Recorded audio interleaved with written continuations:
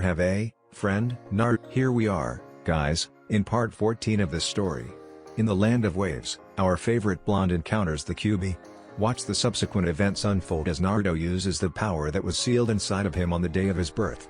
Please remember to like, subscribe, and share with your friends. Now, let's begin. It had happened so slow and then all of a sudden so fast. Naruto laid in bed, in the Hokage mansion, reflecting on the events of the previous day. Despite nearly being killed by a mob of about 100 angry villagers who had finally snapped, it was without doubt the best birthday he had ever had. It was on that day that he learned that there were people who truly cared for him: Tsunade Bakken, Kakashi-sensei, Iruka-sensei, Konohamaru, Tucci, and Ayame Ichiraku, and Hinata. Thinking on that last name sent a few tingles through his stomach as he recalled what Hinata had said to him yesterday. All this time, she had known. She had known the reason why the village hated and shunned him, yet she had felt the complete opposite of what most of the village had felt about him. She loved him and she shamelessly admitted her love to him while defending him from the pack of ravenous villagers. No one had ever said that to him before. Ever since the Chunin exams, Naruto had been developing something for the young Hokage. At first, he thought it was just the two of them becoming good friends. Until last night, that's all he ever thought those feelings were. It was last night that he realized as well that the way he felt for her had changed over time as well, with most of the change occurring during the time they spent together while tracking down Tsunade. He had gotten a chance to actually get to know her better and realized that there were many things that he liked about her, from her desire to get stronger to her desire to protect those precious to her. These were a few qualities of her personality that Naruto held the highest. And then last night, it finally hit him. After all the teasing by Urosanin and all the pushing by Kurama referring to Hinata as his vixen, it dawned on him that she saw him as more than a friend and wanted them to be more than just friends. The only things that had stopped this from happening were her shyness, causing her to never come forward, and his own thick-headedness, for not noticing the hints she was giving off sooner. Back in the academy, he had imagined that it would have always been Sakura who he would end up with. However, since their time together on Team 7, Naruto was beginning to notice that Sakura wasn't exactly the person he was looking for. Sure, he figured they would still be great friends, but he had this feeling that their relation was heading a different direction. It was almost as if he had been looking towards her as more of a sister. Besides, she was still all gaga over Sasuke. But now, he had Hinata. And she had actually cared about him for years. It had all happened so fast, yet slowly at the same time, that he couldn't help feeling like a complete loser for not noticing sooner. Continuing with his reflection on the previous day, there was one other thing that was on his mind. He reached over to the table next to him and grabbed the blue book that Tsunade had given him as a present for his birthday. It was about the same size as the books that Kakashi had always read, yet this one wasn't filled with perverted smut. No, this book was filled with the most wonderful thing in the world. A guide to the very best ramen shops in all the Shinobi nations. Naruto flipped through the book, looking at all the places he would be getting the special bowls of ramen from. In total, there were 50 different ramen shops located throughout all the nations, both great and minor, that were featured in that passport. 7 of them were located in the Land of Fire, including his hometown favorite Ichiraku. He was wondering what heavenly dish Tucci had concocted that had made its way into this passport. Now, there was a decision that was tearing him apart. Should he go to Ichiraku's first, or should he save the best for last? Beep, beep, beep went Shikamaru's alarm as he struggled to even motivate himself to turn off the alarm. However, even he knew if he didn't turn it off, it would just keep ringing. What a drag. Azuma-sensei had called an emergency team meeting that morning. So much for his plans of sleeping in on his day off. He met up with the rest of his team at Training Ground 16, the official training ground of Team 10. Ino and Kuuji were already there, looking impatiently at their lazy teammate. The two of them were sitting on top of training stumps as Asuma motioned for him to take a seat next to him. "So you mind telling us what this is all about?" asked Shikamaru. "I want to go back to bed." Asuma sighed at the enthusiasm displayed by the sole Chunin of Team 10. "Last night, an incident occurred," he explained. "This incident involving 2 of your former classmates and also your former sensei." "Wait, does that mean Iruka-sense?" asked Ino. Asuma nodded. "But who were our classmates?" "It was Naruto Uzumaki and Hinata Hokage," said Asuma. No one was surprised Naruto's name had come up, but Hinata, well, that was surprising. Last night, the 3 of them were attacked and nearly killed by a drunken mob of civilians. The reasons behind this are still unknown, but we believe that it was due to a significant amount of alcohol and potential drugs in their system. Tsunade-sama and the medical teams are looking into it, but those have been the findings of the preliminary results. What? Exclaimed Kuji. Are they alright? Naruto and Hinata are fine, just a little shaken. Iruka is in the hospital, but he had nothing more than a few minor knife wounds and a broken arm. Explained Asuma. He took a look around to his team. They appeared to be buying the cover to the real reason why Naruto was attacked. Unfortunately, this got Shikamaru thinking. Why would a mob of drunken villagers attack Naruto? Sure, he could be annoying at times, but there really was no reason to. So why did the mob attack Naruto? Shikamaru would have to look further into this, but figured it would be too troublesome. Around the teams of the Rookie 9 and Team Guy, everyone was informed of the incident that had taken place last night. The only ones who had gotten the truth was Team 7 because they already knew about the QB, and Hinata because she was directly involved in it. Everyone else received the same version to the story that Team 10 had gotten. Over the course of the day, Naruto had been approached by most of his friends from said teams, all wanting to see if he was alright. Sure, they looked upon Naruto as annoying and loud at times, but each and everyone had a reason why the blonde troublemaker had begun to grow on them. No one could quite understand the reason why he was attacked, but they figured they would try to comfort him at least. Team 7 had met at their training ground after Naruto had managed to sneak away from the mansion where he had been cooped up in for the past few days. It was now 2 days after his birthday and this was the first time he had ventured outside the tower. Over the past few days, he had received visits from Shikamaru, Ino, Kuji, Kiba, Shino, Haku, Sasuke, Sakura, Ianta, and a few other ninja in the village who had begun to respect the blonde. If anything, the fact that he did in fact have friends looking out for him meant a lot. Flashback. He was even approached by Neji, who shocked him by apologizing for all the stuff he had done in the past to Hinata and him and that he wanted to start from the beginning to become a better person. Neji acknowledged the fact that perhaps Naruto could become Hokage, but only if he worked hard at it, which Naruto only reassured him that he would. After some talking, Naruto realized that Neji was sincere in his apologies and his new intentions and as such decided to give Neji another chance in his books. This didn't mean they were best of friends, but it was at least something to start with and gave the two a sense of newfound respect towards one another. However, Naruto relived his conversation with Hiyashi when Neji promised the same thing, hurt or dishonor Hinata and Naruto would be dead in an instant. End flashback. Getting back to the meeting at hand, the first order of business was to ensure that Sasuke had his summoning under control. Out of 10 attempts summoning, Tora was thankfully not amongst the 10 cats summoned. Kakashi deemed it safe for Sasuke to use his jutsu in combat as he showed decent control over the cat that he wanted to summon. As it stood, the most powerful feline that Sasuke could summon at the moment was a lion by the name of Riko.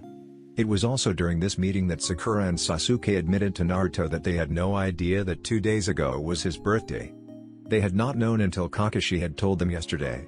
Regardless, the two chipped in their money to get Naruto a late present and it was the only thing they could think of in the short notice, a gift card too. Ichiraku. This was not like the card that Hinata had given him years ago, but it had enough on it for a week's worth of ramen, or at least a meal's worth for the amount Naruto ate. They had managed to ask Naruto if he had gotten anything else and Naruto pulled out the 2 books he had gotten, the jutsu scroll Jiraiya had given him and the 2 knives as well. Kakashi saw the knives and felt something tear at his heart. He reached back into his kunai pouch and felt around for the tri-pronged knife that his sensei had given him as a present for making jonin. He found it, but didn't take it out, not wanting to reveal anything yet. The knives that Naruto had were exactly like the ones the Yondaime had used, with the exception that there were no Hiroshin seals on it. Naruto showed his team what was so special about the knives as he tried to channel some wind chakra into the blades. They reacted well to the chakra and a blade of wind, roughly a foot in length, erupted from the knives. It wasn't a fine blade as his wind chakra wasn't fully refined, but it was fine enough to serve its purpose. "Oh, and Urasanin gave me this as well," said Naruto, pulling out a jutsu scroll. Kakashi was really wishing Naruto hadn't done that. "So sensei, now that I have the cat summoning down, what's the next jutsu you're going to teach me?" asked Sasuke. "Yeah, come on sensei, what jutsus do you have for us?" said Sakura, butting in. "What are you going to teach me, Kakashi-sensei? Is it time to learn Chidori?" asked Naruto, still not giving up on the Chidori. "Enough," shouted Kakai, using Iruka's big head jutsu. He couldn't take much more of his team's constant nagging. This was one reason they didn't teach Shinon that many jutsu, let alone nature manipulation. If they did, Then all the Jonin would be going head over heels like his were asking for jutsu after jutsu. Sasuke was understandable, coming from the Uchiha clan where the fire nature manipulation was taught to them at a young age, but Naruto? Why did he have to let Naruto go on a training trip with Jiraiya? Because of that, it only made Sasuke and Naruto determined to one-up the other by learning a new jutsu. Not to mention, Sakura was starting to get a little antsy as well. Kakashi sighed, giving in to them. He turned to Sakura as she would be the more reasonable of the three. "Alright, come back after lunch and I'll have something for you," and Sasuke said Kakashi. "Hey! What about me?" shouted Naruto. "Naruto," said Kakashi, smiling and pointing at the scroll in Naruto's hand. "You already have one." Naruto looked at the scroll in his hand and just laughed a little. Naruto proceeded towards the next training ground over, which was Training Ground 8 and the resident training ground of Team 8. The same team that Iana was on. Arriving over at the training ground, he noticed that Team 8 was just finishing up their morning workout. He hid in the trees, figuring that he would just wait for them to finish up. After about 15 minutes of waiting, Kurenai called an end to her team's session. "Hey Hinata, Shino and I are going to grab some lunch, you want to come?" asked Kiba. "No, I'm fine," responded Hinata. "Alright, well then see you later," said Kiba hesitantly as he turned around and walked away. However, a glance was sent towards the tree that Naruto had been hiding out in. He wasn't the only one who noticed another presence in the tree. Team 10 wasn't a tracking team for nothing. Shino probably knew, but he didn't really say anything. Before taking off, Kurenai turned towards Hinata and just gave her a gentle smile. Now Hinata also turned towards the tree that Naruto had been hiding out in. Eep! Naruto had jumped out of the tree, landing right in front of Hinata, startling her a little. "And Naruto? What are you doing here?" she asked. "Well, I was just wondering," said Naruto, finding it hard just to say a few simple words. Why was it this hard? He had asked Sakura out many times and there had always been the near guarantee of rejection. But with Hinata it was a bit harder. "Do you want to get some lunch?" "Why, you mean like a date?" she said, still unsure if everything that had happened between the two of them in the past few days had been a dream or not. "No, not like a date." "A date," said Naruto, causing Hinata to blush a little. "I mean, I didn't ask your father if we could date for nothing." Sure, I would like that," Hinata said, letting out little smile. Now the only question was where to go. Jiraiya had told Naruto not to take Hinata to Ichiraku that much. Even though it was his favorite place, it most likely wasn't hers. But this date of theirs wasn't anything special. It was just the two of them having lunch together. He then remembered that Hinata had a rather large sweet tooth and they headed towards the dango shop, located near the middle of town. Walking through town, Naruto still received some stares from the village that had unnerved Hinata at first, although she saw how he just simply shrugged them off and quickly went from following behind to walking alongside him. However, she still held her hands in front of her like she normally did. "Why am I still so shy around him? I told him everything the other day and he seems to like me as well. Why can't I just open up a little more around him?" Hinata thought to herself. As such, she took it upon herself to drop her hands from where they were in front of her, to her sides. Suddenly, she felt something brush up against the side of her hand and instantly went red, realizing it was Naruto's hand. Naruto felt the same thing as well. Realizing that her hand was right next to his, he decided to try something out that he would see a lot between couples. He reached out with his hand and grabbed her hand, causing Hinata to suddenly tense up, but she relaxed and her brighter blush turned to that warmer rose-colored blush from a few days ago. The two enjoyed their lunch together. Naruto didn't even mind that it wasn't ramen that he was eating, besides he would stop by Ichiraku's later for dinner. At least everything was going fine until Naruto felt a chill run down his spine. Well, if it isn't the brat from the Chunin exam," said a woman with purple hair, mesh shirt, and a long trench coat. She then turned her attention to the girl sitting next to Naruto, getting a grin on her face that spelled trouble. She plopped herself down opposite from them, even stealing a stick of their dango from in front of them. "Hey! What was that for? That wasn't yours," objected Naruto. Anko just smiled as she engulfed the stick of dango. "Oh, relax you. Besides, it's not every day that I see a new couple come in here. The two of you are dating, right?" she asked as she began her interrogation. Both of them stiffened as Anko sent them a devious look that most of the villagers and other shinobi knew to stay away from. Well, yeah. "WEK kind of are," replied Naruto, obviously intimidated by Anko. Everything was going just fine, Why did the creepy lady from the exams have to show? Anko's attention turned to Hinata. While arguing with Naruto would have been entertaining, she always enjoyed messing with a Hokage. It was almost like a hobby of hers and she was practically considered a plague around the Hokage compound. So Hinata, is it? Seems you have yourself a boyfriend now. Now tell me, why do you still wear that bulky jacket? Surely there has to be something underneath it that made this kid notice you. Hinata tensed up even more, as she desperately looked for a way out. Hey! Can't you see you're making her uncomfortable? Shouted Naruto, trying to get Anko to stop. Oh, and what are you going to do about it? She replied. If she's not going to say anything, maybe you will. So come on, tell me. What is she hiding underneath that bulky jacket of hers? What is she like? Naruto could see Hinata turning even redder. It was only a matter of moments before it looked like she would explode from embarrassment. Naruto knew what she was talking about, having spent too much time around Urosanine already. Are all adults perverted? He thought. So are you going to say something? Come on. So what have the two of you done so far? You can tell me, Anko said, pushing her way closer to Naruto as he was forced to retreat back towards the wall. Have you two kissed? She asked. Seeing Hinata go even redder and Naruto tense up as well, she got her answer. Oh, and how was it? Now tell me, did anything happen after that? Well, that was it. Hinata was out as she fell into unconsciousness. Seeing this, Naruto knew he had to get away. Gah!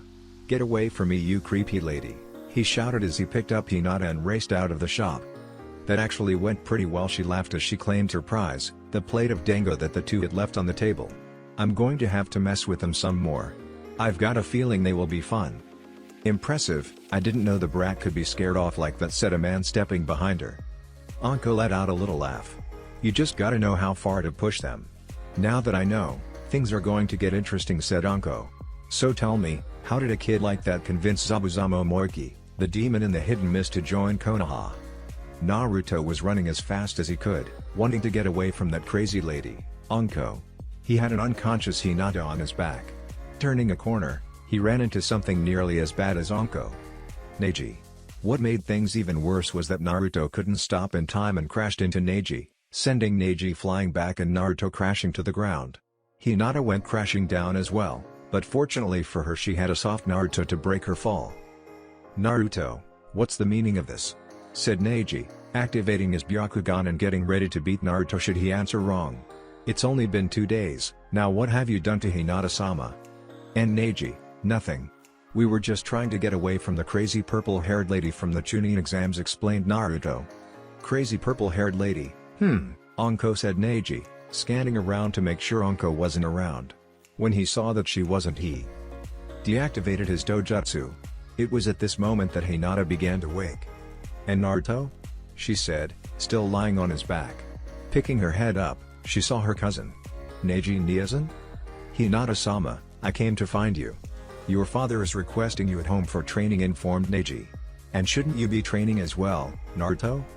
Well, Kakashi-sensei sort of gave us a break, and knowing him, he won't show back up at the training grounds for at least another 2 hours, explained Naruto.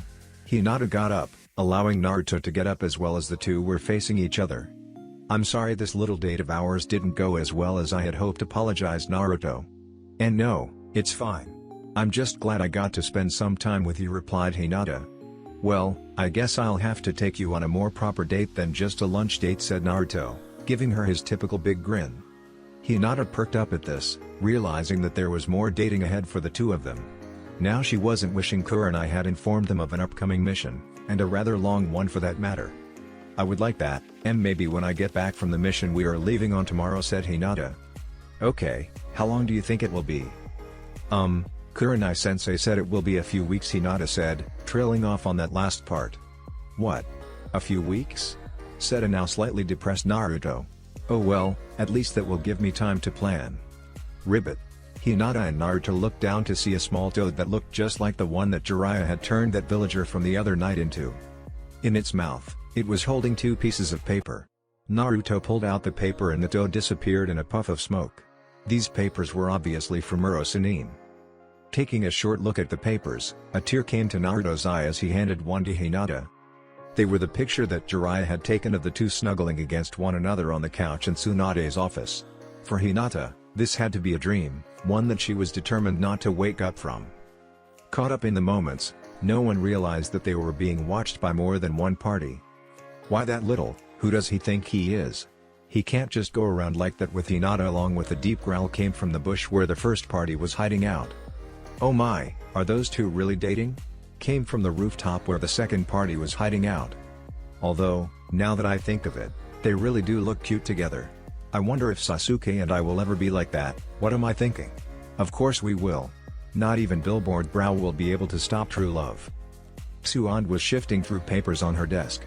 The mission loads were piling up and Konoha was kind of short on staff, not half fully recovering from Orochimaru's little invasion. Unfortunately, for the next few months at least, teams assigned to missions would most likely consist of mixed groups. Also, some considerations would have to be taken into account when forming teams for certain missions. For D-ranked missions, only Junon would be assigned them. C ranks would be comprised of Junon with a Chunin or two as well. B ranks would have Chunin and maybe a Jonin. A normal team of a Jonin and Junon may be assigned to a B rank should the situation be appropriate. And S rank missions would be for Jonin and Onbu only. In fact, she was even considering adding a few of the more menial D-rank missions as community service to the academy curriculum. This would allow the village to maximize in profit for these missions while giving the students a chance to build upon teamwork while still in the academy. She picked up a C-rank mission scroll, detailing a joint mission between Konoha and Suna. Ever since Suna sought to reconcile for its actions, joint missions like this were suggested to help strengthen the hopefully growing bond between the two villages.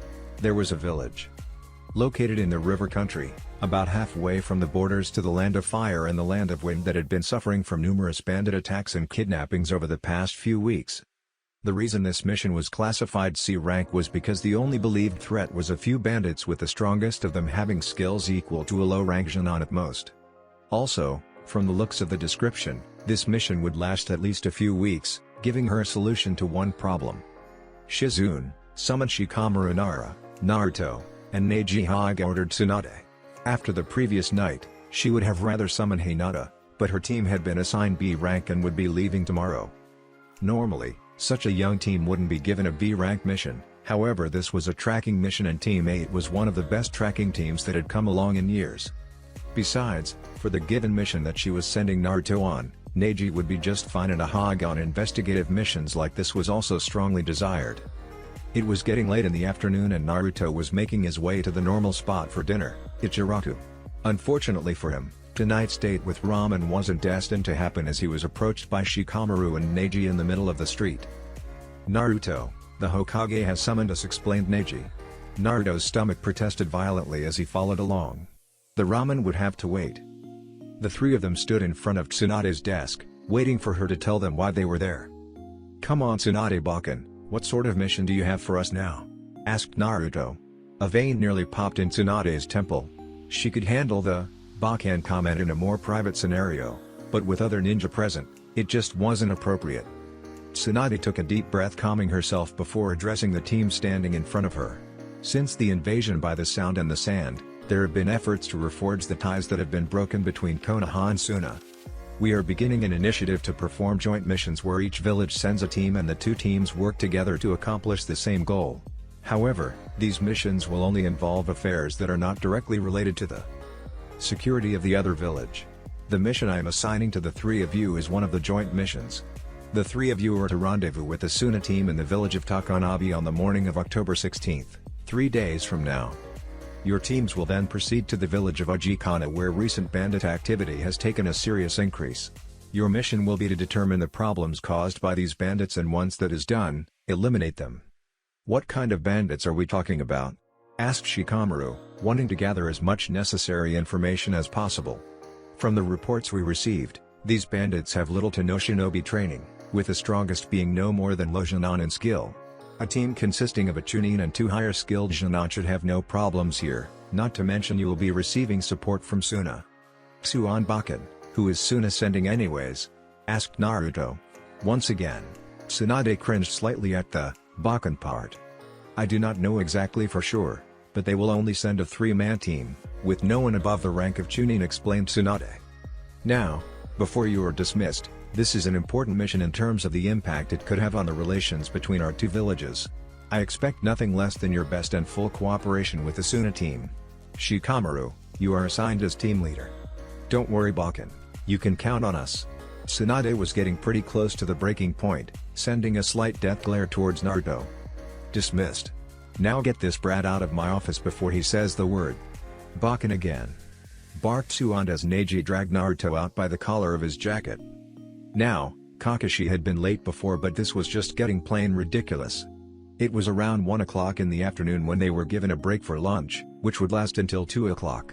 For Team 7, this would mean that Kakashi wouldn't show up until 3 o'clock or even 4 o'clock.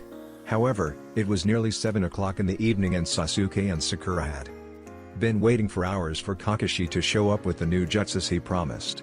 Finally, they gave up and went back into town, figuring that sitting around wasn't getting them anywhere. It was getting dark as well, and Sakura knew her parents would be wondering where she was, considering today wasn't a mission day for her. "Hey guys, so what sort of jutsu did Kakashi-sensei give you?" asked Naruto, who ran into them on the way to finally get his ramen. Sakura and Sasuke gave Naruto a good long stare. "And where have you been this afternoon? Picking up some of Kakashi-sensei's habits already?" asked Sakura. Naruto looked at her with a confused expression on his face. "Well, Bakken kind of gave me a mission and I just got back from the equipment store," explained Naruto. "Wait, you have a mission? With who?" asked Sasuke. He was now wondering why Naruto had gotten a mission but the rest of them hadn't. Yeah. It's me, Shikamaru, and Neji. We leave tomorrow for a town known as Takanabe Town in the Land of Rivers. I don't know, sounds like there has been a lot of bandit activity there or something," explained Naruto. Sasuke simply nodded, now hoping he would get a mission as well, hoping it would give him a chance to test out some of the improvements he made to his taijutsu after the training with his own shadow clones. Takanabe Town, I've heard that name before and just recently. Naruto suddenly realized what it was that he was talking about and reached into his back pouch, pulling out the dark blue book that was his ramen passport. He flipped to a page and there it was, Takanabe Ramen, one of the 50 ramen shops that had some sort of special ramen dishes. He was really looking forward to this mission now, considering that Takanabe Town was less than a 2-day journey and he would easily be able to stop there the night before they were supposed to meet with the Suna team. Upon hearing their teammates' cheers, Sakura and Sasuke nearly fainted and a familiar laugh was heard from behind them. "Haku!" Naruto and Sakura shouted in unison. This was the first time in over a month that they had seen their fourth teammate. From the stories they had, he and Zabuza had been away on a mission during that time. Despite being assigned to Team 7 and Zabuza made a chunin of the village had quickly acknowledged the bond between the two former Rouge ninjas. "It's a good thing I found you so soon. Tsunade wanted us to report to her in the morning for a mission," explained Haku. By them, he meant himself, Sakura, and Sasuke. Naruto had already been given a mission. Unfortunately, this meant that they would have to wait on getting their new jutsu from Kakashi. For Haku, Sakura, and Sasuke, their mission was to travel to a gold mine, just on the northern border of the Land of Fire, and to guard a shipment of gold ore as the caravan traveled from the mine to the refinement facility, about a 2 days journey away. As it stood, most of Naruto's friends, including himself, now had their own set of C-rank missions that they were expected to handle without the help of their senseis. Teammate had actually been assigned to B rank, although they were accompanied by their Jonin sensei, and Naruto was hoping Hinata would be alright. Seeing as this was their first time together in a few weeks, the 4 members of Team 7 went to the barbecue restaurant that Haku had really taken a liking to. It was beginning to seem like he would eat there almost as much as Kuji, although the quantity of food was nowhere near Kuji level. Shikamaru, Neji, and Naruto set out late in the morning, after the 2 Genin on the team were forced to drag Shikamaru out of bed. Unlike Naruto, who had to deal with this type of behavior from Kakashi, Neji was not used to a late member of his team. As a Hokage, he had been taught that punctuality was an important virtue to have. Also, he was used to Gai-sensei having more energy than Naruto at times, if that was even possible. However, it wasn't until Shikamaru's mother came and dragged him out of the house that they were finally able to be on their way, earning a few snickers from Naruto and possibly a smile from Neji.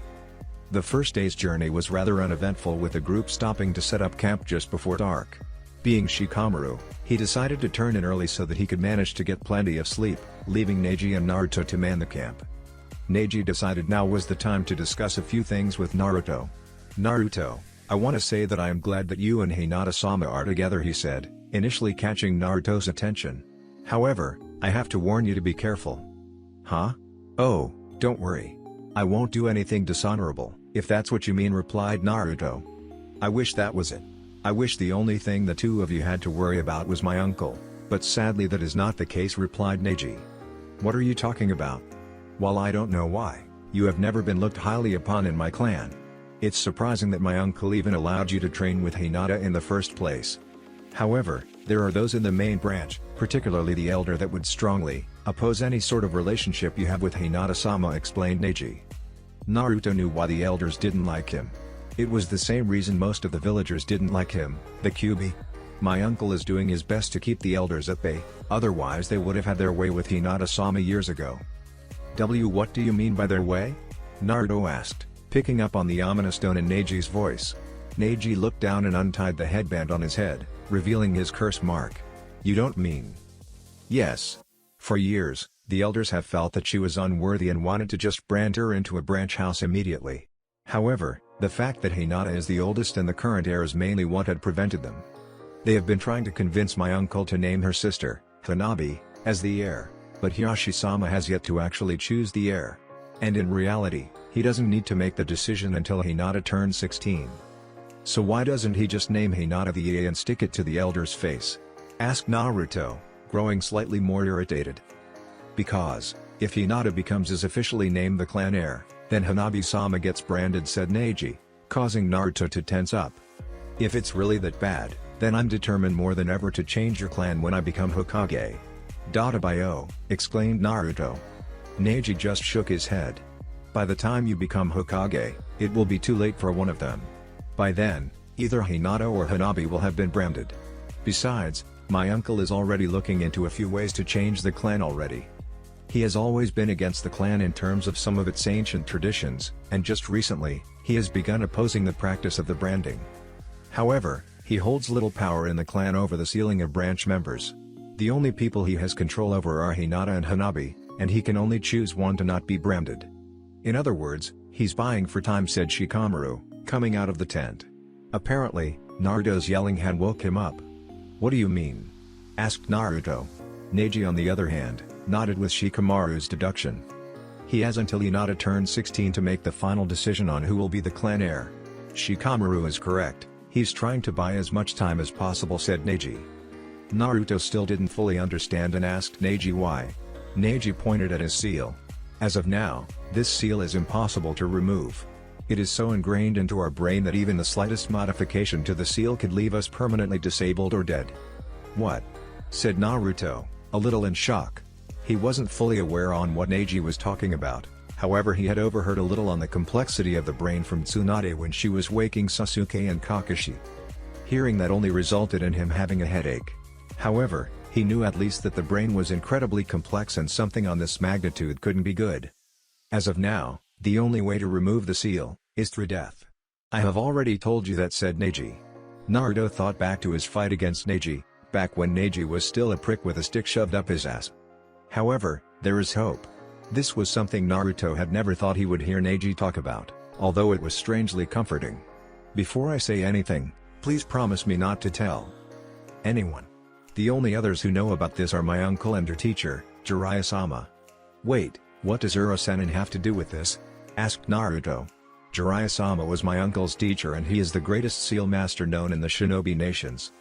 Before you and Hinata-sama left to find Tsunade-sama, my uncle gave Jiraiya the sealing formula for the caged bird seal and asked him to find a way to remove it without harming the bearer. I have hope that one day he will succeed and the clan will truly change. If you want to help change my clan, then help your master find a way to remove the seal. Once that factor is out of the question, then real change can begin. But wait, if you remove the seal, what would stop them from putting the seal on you again? Asked Naruto. Neji thought for a moment. There exists an ancient law in the clan that states that the heads of the clan are to be the strongest shinobi in the clan. This led to the implementation of the clan challenge, where any member of the clan could challenge one of the heads, either clan head or elder, for their position. While the elders and my uncle are considered the strongest in the clan, the main reason they have not been challenged is because of the seal. What does the seal have to do with this clan challenge thing? Asked Naruto. The last time the challenge was issued was about 8 years ago. I was only 5, But I remember that horrific event all too well, said Neji, preparing to tell his story. The challenger was a member of the branch family by the name of Rajo.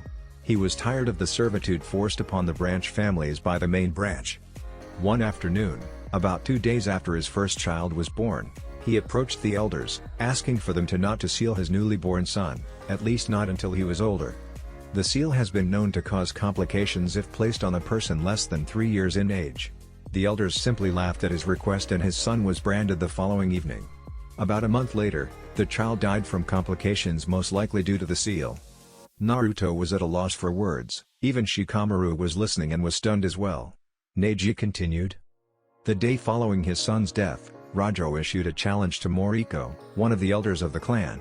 If he could win, then he would be able to take Moriko's position as an elder of the clan, making his family now part of the main branch and the fear of being sealed would be ended. But wait, you said the seal couldn't be removed, wouldn't Rajo still have the seal if he had won? Asked Shikamaru. Wouldn't that make it easy to manipulate him?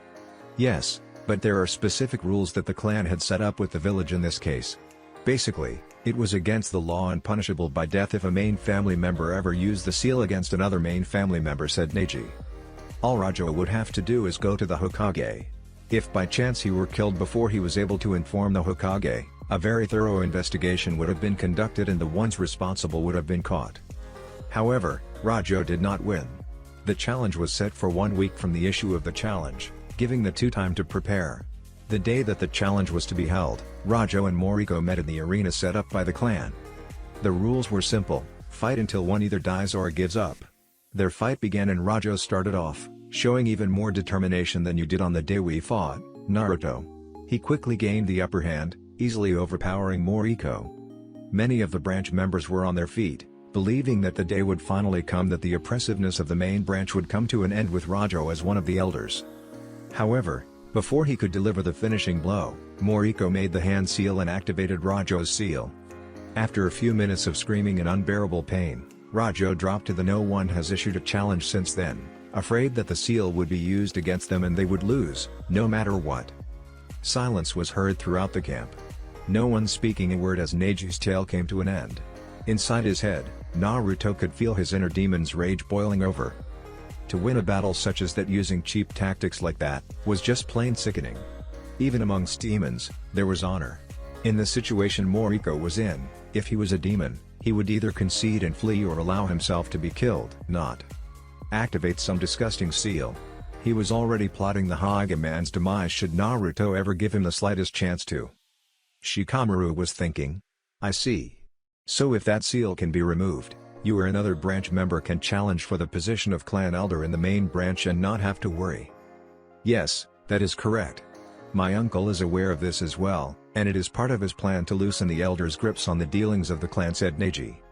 Naruto looked at Neji with some slight confusion still. You need not worry, but just know that it was because of the elders and their policies that my clan is in the state it's in.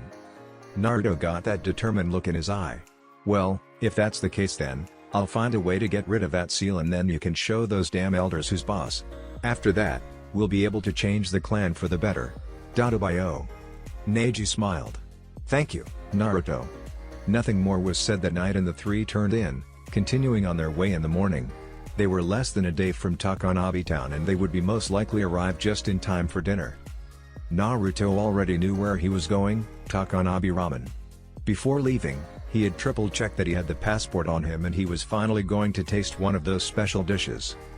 The night before they left, Naruto had made up his mind and informed Tuchi of his decision to save Ichiraku for last, as it was customary that the passport was put on display at the ramen shop where it was completed. As soon as they reached town, a faint aroma of ramen hit Naruto's nose and he darted off towards the location of the stand, leaving Neji and Shikamaru behind. Naruto arrived at the shop. It was about 3 times larger than Ichiraku's and it was packed. Thankfully, Naruto found a seat next to a brown-haired man, probably in his mid-20s, at the ramen bar. I'll be with you in 1 minute, kid, said the chef as he places a bowl in front of the man that he had just sat next to. Taking a look at the man, Naruto made out the grass headband. Naruto's attention was then directed towards the bowl of ramen placed in front of the man. Naruto could make out what looked like white truffles and some other mushrooms in the ramen. However, after taking a whiff of the aroma from that one particular bowl, Naruto was practically mesmerized by it. "Hey mister," said Naruto, tugging gently at the man. "Huh? Hey, what do you want? Can't you see I'm trying to enjoy my ramen?" asked the man. "Yeah, but I just wanted to know what was in there," said Naruto. "I could tell you, but it doesn't mean you will be getting any," said the man. "Huh? Why is that?" said Naruto. "Because you need one of these," said the man, holding up a blue book that Naruto instantly recognized. So that was the special dish of this stand. "Oh, you mean this?" said Naruto, pulling out his own passport, nearly causing the man to choke on his own ramen as the shop owner just laughed. "Well, I'll be 2 in one night. Normally it's rare to see 2 every couple months, but 2 in one night, so I guess you're here for the Matsutake truffle ramen," said the head chef. "Is that your special dish?" asked Naruto. "It is. The same this gentleman next to you is enjoying." The man sitting next to him had gotten over the initial shock of seeing Naruto's passport and had begun indulging himself. Just looking at him, you would think the man had just found heaven. He was in pure bliss as he slurped down the ramen. The climate around here is rather moist and mushrooms are common sights in the forest. These white truffles and the Matsutake mushroom, however, are the rarest and most delicious. The dish I'm preparing for you contains both of them, along with some other mushrooms and spices to enhance the flavors. "Geez Naruto, only you would go running off towards a ramen shop," said Shikamaru as he and Neji tracked down their estranged teammate. Shikamaru was going to complain more, but it would have been too much, not to mention his stomach had also begun to protest, and the 2 remaining Leaf Ninja quickly found themselves sitting next to Naruto as they ordered a bowl of ramen as well. The time finally came when the chef set the bowl in front of Naruto. Before doing so, he checked the legitimacy of Naruto's passport, finding it to be real and in Naruto's name. The bowl was placed in front of Naruto's face and his first instincts were to inhale the entire contents of the bowl. However, something in his head was stopping him from inhaling it. It was telling him to savor this delicacy and eat it slow, something Naruto was still unfamiliar with. "Hey kid, first thing you have to do is take that white truffle and put it on a plate. That is the last thing you want to eat, as that's the best part," explained the man sitting next to him. "And sorry for acting rude earlier. It's just something about these dishes. You get others nagging at you for a taste. That goes against everything these dishes were set aside for. Only the most dedicated ramen co-insurers could truly enjoy them, not to mention it's just plain annoying." Naruto accepted the man's apology and did as he was told, removing the single white truffle that had been placed in the bowl and setting it to the side for the end. He took a few noodles and a piece of the Matsutake with his chopsticks and took his first bite. He could die right now and he wouldn't care. In fact, he could let the Kyuubi out on a rampage through the village and he wouldn't care. The ramen was just too damn good for him to care about anything else at that moment. Naruto ate the remainder of the bowl slowly, savoring every bit of flavor that flooded his system. Then finally, the time came. Naruto finished off the remaining broth and moved on to the final part, the white truffle. He picked it up with his chopsticks and rubbed it around in what little broth was still remaining in the bowl and then went to eat it. The sweetness from the truffle perfectly balanced out the spices from the ramen, capping possibly the best bowl of ramen he ever had. If this was what the special bowls were like, he really couldn't wait to see what Tucci had concocted that had found its way into the passport. The chef handed Naruto back his passport with a stamp of the shop logo on the page and a small picture of Naruto taking his first bite of the ramen. He hadn't even noticed the camera as he was too distracted by the wonder that was ramen. Surprisingly, that one bowl had managed to fill him. He was known for eating over a dozen bowls before being filled at Ichiraku, but this one bowl had done it for him. Naruto prepared to pay the man for the bowl, but his money was turned away. Apparently, it was customary for the first bowl at each of the 50 shops to be free. After that, they would be able to buy any further bowls, although they would be expensive. The following day was the day they were supposed to meet up with the team from Suna. Naruto, Shikamaru, and Neji made their way towards the determined meeting place. As they got closer, Naruto could feel Kurama starting to tense up. Something was irritating the fox, and as the Suna team came into view, Naruto realized what it was. "Hello Trouble," said Shikamaru as he spotted the Suna team as well. In front of them stood Gaara, Temari, and Kankuro, the same trio that they had met during the Chunin exams. Temari tensed a little seeing Naruto with them. She recalled the fight in the forest between Naruto and Gaara and how Naruto had taken on a shroud of demonic chakra that was strangely similar to that of the Shukaku's chakra inside her brother. "Sorry we kept you waiting," said Neji, trying to be the first one to initiate conversation. "That is quite all right. We only got here a few minutes ago. In fact, we were worried that we were going to be late, replied Gaara. It was odd to both Naruto and Shikamaru. There was no killing intent coming from Gaara at all. In fact, he was completely calm, and even Kurama had picked up on this. Had something happened to quell the Ichibi? Both teams were on their guard, weary of one another as they proceeded to the town in the north where their mission was supposed to be. Finally breaking the silence, Temari spoke up. So Shikamaru is it? She said towards Shikamaru. The lazy Chunin just nodded. I see you made it out of the exams as a Chunin. Man, what a drag. I didn't want her to be here, he thought. You know that was never my intention. Temari looked at the Nara with confusion. If I had it my way, I would never have even taken the exams. I just wanted a normal ninja life and to play shogi. But then my sensei made my team take the exams, and the next thing I know, I'm facing you in the finals. About that, you had me beat. Why did you just give up like that? She asked. I told you. It would have been too troublesome to have any more fights, said Shikamaru. Besides, apparently that one fight was enough to make me a Chunin. On the bright side, at least I don't have to take those exams again. The teams reached the village of Ojikana late that afternoon. The first thing was to go to the village council and determine the situation. From the reports given by the villagers, bandits would normally come in late at night and kidnap them. To date, around 11 children had been kidnapped. There hadn't been any ransoms for the children, so the villagers had no idea what had happened to the kids. Their only plan was to wait and see if any bandits would come along that night and try to kidnap one of the children. Shikamaru thought for a moment, eventually coming up with a plan. There were 3 roads out of the village and 6 of them. This meant that there would be 2 people assigned to each village exit. Now, Naruto had the ability to use shadow clones, and he understood how they functioned. They decided to have Naruto make a mass of clones and have a clone stationed at each house where the kidnappers might strike, and a clone with each group to inform them when the bandits struck, as the clones' memories would be transferred back to the remaining clones. He stationed Naruto and Gaara at the north gate, Neji and Kankuro at the west gate, and Temari and himself would take the south gate. The east side of the village was up against a fast-moving river, so it was unlikely bandits would come from that direction. However, Shikamaru would rather be safe and figured Naruto could spare a few more clones to guard the river and any holes in the outer perimeter. Now, Shikamaru didn't want to catch these bandits right in the middle. He wanted to catch them at wherever they were holed up, with hopes of finding the hideout where the missing children were. It was getting dark and everyone took their places. The Naruto clones transformed into random inanimate objects to disguise themselves. Naruto himself was a little nervous having to be paired up with Gaara, as Kurama had been complaining for the past few hours about having to deal with Ichibi, although Gaara was showing no signs of the demon's bloodlust. Naruto, can I ask you something? Said Gaara, catching Naruto's attention. Naruto nodded, wondering what the fellow Jinchuriki had to say. You have a demon sealed inside you as well, don't you? Yeah, the Kyuubi no Kitsune, said Naruto. What of it? You have the Ichibi sealed inside you, don't you? Gaara nodded. Your demon, does it ever talk to you? Asked Gaara. Well, yeah, although he can get annoying at times. We talk, said Naruto. Kurama protested at the annoying comment. I see. Is he like the Ichibi? Asked Gaara. Naruto didn't quite get what he meant. Gaara thought for a second. After that day where we fought, I've been thinking about something. Ever since I was young, I was alone. The only one who would talk to me was the Ichibi, and I slowly began to look at it as my mother. I killed for it and survived for it, thinking I was doing this for myself.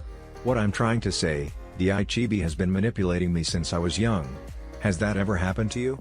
Has the demon inside you ever manipulated you to do something you regret? Huh? Does that mean you regret what you've done? You regret killing all those people? Asked Naruto. Gaara just nodded. Ever since that day, I've been thinking that maybe there was a different way to live. Perhaps if I tried to get people to see me in a positive light, like the people you told me about, perhaps I can finally feel what it's like to live, said Gaara. Ever since then, I've been trying the best I can to block out the Ichibi and listen to my own thoughts. Naruto kind of smiled like this. Gaara wasn't a monster. The Ichibi made him the monster everyone thought he was. Then Gaara spoke again. So tell me, how do you block your demon's influence out? Naruto looked down. Unfortunately, he couldn't give Gaara the answer he wanted. I don't really know what to say. The Kyuubi, Kurama I mean, and I get along rather well. We joke around, we laugh, we make fun of each other. To be honest, I actually see him as a friend, said Naruto. Gaara looked at him in shock. Friend? Yeah. I'm not really sure what to say, but he approached me one day and the two of us made a deal. Basically, I would help him kill a certain person and in exchange, he would help me, said Naruto. Gaara thought. This person the Kyuubi wants dead, who is he? What is he like? Naruto thought for a moment. His name is Madara Uchiha. Gaara looked up, surprised at the name. Even in Suna, that name was known and feared. However, Madara was supposed to be dead. Neither of us understands how he would still be alive, but we know he's alive and he's responsible for much misery that has been brought upon my village. I see, Gaara said, comprehending everything Naruto had said. So you're saying the Kyuubi doesn't try to manipulate you? No, not really, said Naruto. That was pretty much true, unless you count trying to hook him up with a certain vixen. Kurama did have a hand in pushing the two of them together. Naruto, do you think there's hope for me then? Do you think I will ever have a friend? Asked Gaara. Huh? Naruto was shocked by this new Gaara that he was facing. The cold-blooded killer was gone and what was left was a lonely boy desperately trying to find a friend. He was sincere in changing himself for the better. Well, yeah, everyone needs a friend. Hey, if you want, I'll even be your friend. Commence with idiot mode, thought Kurama. He didn't want to be associated with the Ichibi, but there really wasn't anything he could do to stop Naruto from being, well, Naruto. You will? Said Gaara. Yeah, and I'm sure your brother and sister would be your friends if you just tried. I mean, that's all you really got to do. Show them that they are important to you and they'll become your friends in no time, said Naruto, getting a smile on his face. Naruto suddenly zoned out as a memory came to him. Gaara noticed the slight change in his expression. They're here, said Naruto as one of his clones relayed a kidnapping to him. All around the village, every other Naruto clone got the memory coming to them and the ones that were stationed with the rest of the team got the same memory. The kidnappers were in motion. Were you followed? Asked a man, standing next to two others. The bandit that was carrying a child shook his head, indicating that no one was following them. The three masked men just nodded and took the child that had been abducted. It was a young girl, approximately 3 years in age. She'll do just fine for our purposes. A dozen children, just what Orochimaru-sama wanted. What the hell does that snake bastard want with children? Shouted Naruto as the six ninja entered the cave. After taking a close look at the man and his two accomplices, the six Suna and Konoha recognized them. The two in the back were Zaku and Kin, while the one in the middle was Yuri. From the looks of it, Zaku had gotten a new pair of arms after Shino had blown his old arms off. Yuri turned to the bandits. You said you weren't followed. I didn't know, staggered the bandit. For them not to realize that they were being tailed meant that the bandits must not have been that good. If any of them had any ninja talent at all, like the report suggested, then they must have been academy washouts. The only ninja here were Yuri, Zaku, and Kin. Examining the cave, Shikamaru saw cages containing 11 children. The unconscious child that was in Yuri's hand made number 12. All the children that had been kidnapped were accounted for. Now all that was left to do was eliminate the three sound ninjas standing in front of them. Unsurprisingly, Naruto was the first one to charge at them, knocking Yuri in the stomach as Gaara-san caught the child, gently cradling it and slightly surprising everyone else that he was actually using the sand to do something other than crush a body. Zaku growled at the intruders. Decapitating airwaves, he shouted, shooting a blast of sound waves from his hand. Humph was all Tamari said before pulling out her fan. The gust she created was more than enough to knock back Zaku's attack. Kin grinned and shot some of her senbon, hoping to catch one of them in the face, or ATL East in a genjutsu. The senbon hit their mark, nailing Kankuro in the eye, or ATL East at what she had thought. Kankuro's face began to crumble away, revealing it to be just a puppet as the real Kankuro stepped out from the bandages. Shadow Possession Jutsu, shouted Shikamaru, as his shadow lashed out at the three slightly dazed sound ninja. They were too slow to dodge it and were now regretting the lighting present in the hideout. Neji. Gentle Fist, 8 trigrams, 64 palms, shouted Neji, assuming the 8 trigrams stance. The resulting attack was enough to cripple the three sound ninja and caused Kankuro to cringe a little as he remembered the Hokage he had to face in the preliminaries. You guys really didn't get much better since the Chunin exams, did you? Asked Naruto with a cocky look on his face. Hey, wasn't there another one? Dodo or Dozy, what was his name? Dosu? Corrected Shikamaru. I might have killed him, said Gaara, causing everyone to take a few steps backwards. The villagers were waiting at the gate of the villagers when a mob of orange quickly descended upon their village. A dozen Naruto clones, each carrying one of the kidnapped children, passed through the gate as the villagers cheered. Following closely behind were the remaining ninja, prodding the three-sound ninja along. After everything settled down, Shikamaru sent a request to the Hokage, asking for an Anbu team to pick up their prisoners. Encased by Gaara's sand, they weren't going anywhere anytime soon. The only question left was, why did Orochimaru want a dozen children? Surely Ibiki would be able to get some answers. Ga. Speaking of Ibiki, there were pleasant sounds of pain-filled screams coming from his office, torture chamber, as he worked his way through the angry mob that had almost killed Naruto, Hinata, Iruka, and Teuchi. So far, he had been able to compile a list featuring the names of just over a dozen leaders of this cult, 100 or so names of members, and another 100 of names of villagers who supported them, but didn't do anything, except not even question their actions. Yagh. Another sound was heard as one of the villagers had their leg twisted in a direction it should not normally be able to go. About 3 days later, an Anbu team finally arrived at the village to pick up the sound prisoners. It was now time for the Suna and Konoha teams to return to their respective villages.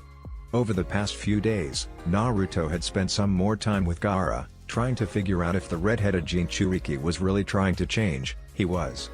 Gaara had truly taken a note from their fight, and he was actually trying to change himself into something other than a cold-blooded killer.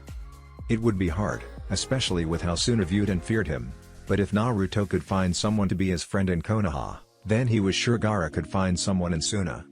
Once Gaara had that one person, it was only a matter of time before he had as many people behind him as Naruto did. Thankfully for Shikamaru, there had been a shogi table in the village to keep him preoccupied.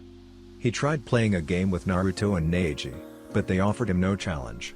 Temari on the other hand, while he still ended up winning, he hated to admit that she was pretty good at the game. At least that was enough to stop him from cloud watching all day. Naruto, Gaara said, turning to the Leaf Shinan as they prepared to part ways. That boy that I fought in the exam, the one with the green clothes, how is he? Temari and Kankuro looked at Gaara, slightly shocked by their brother's concern. Neji also caught this and tensed up a little. Since the exam, he had gained much more respect for his teammate, Lee, and was hoping that he would come out of his slump soon and take Tsunade up on the surgery, even if there only was a 50% chance of survival.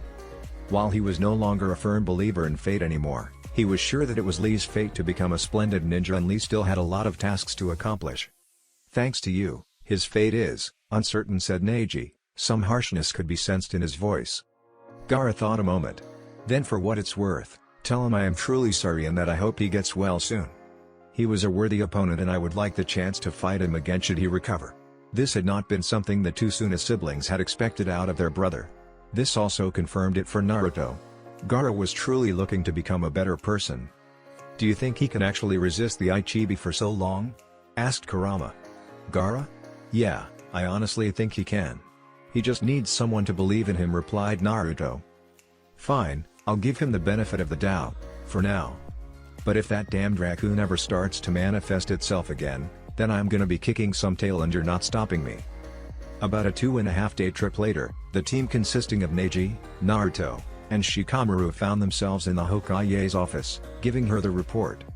It was troubling that the sound was somehow involved in this, but another team would be sent to investigate further into that, once Ibiki managed to get some information out of the captured sound ninja.